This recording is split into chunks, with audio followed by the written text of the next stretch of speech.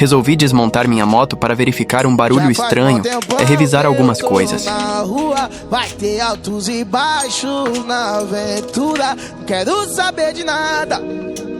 Nem sinto mais a falta. Fazer isso estressa, mas ajuda a aliviar também. KKKKK. Até aqui tudo normal, não tinha identificado onde estava o barulho. Lubrifiquei tudo direitinho, pois não sabia de onde era o barulho. Depois que montei tudo, que fui perceber que o barulho era do separador que tava com a borracha do lado errado, tive que tirar a roda tudo de novo. Depois foi só couro e cacete.